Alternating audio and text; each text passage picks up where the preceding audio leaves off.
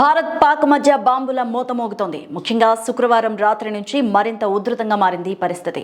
ఈ క్రమంలో శనివారం తెల్లవారుజామున పాకిస్తాన్ ఆర్మీ సంచలన నిర్ణయం తీసుకుంది. భారత్పై పూర్తి స్థాయి మిలిటరీ ఆపరేషన్ చేపడుతున్నట్టుగా ప్రకటించింది. ఆ ఆపరేషన్ కు బనియన్ ఉల్ మర్సూస్ అని శనివారం ఉదయం ప్రెస్ మీట్ పెట్టి మరీ ప్రకటించారు. దీంతో నేటి నుంచి పాకిస్తాన్ భారత్పై దాడులను మరింత తీవ్రతరం చేయనున్నట్టు తెలుస్తోంది. అయితే భారత ఆర్మీ ప్రెస్ మీట్ పెట్టి మరో సంచలన ప్రకటన కూడా చేసే అవకాశం ఉన్నట్టు సమాచారం. మరోవైపు ప్రధాని కూడా వరుస సమావేశాలు నిర్వహిస్తూ సంచలన నిర్ణయాలు తీసుకుంటున్నారు.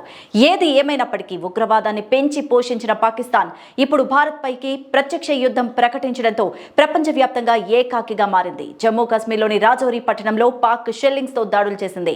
Rajouri additional deputy commissioner Raj Kumar Thapa తీవ్రంగా గాయపడి మృతి చెందారు.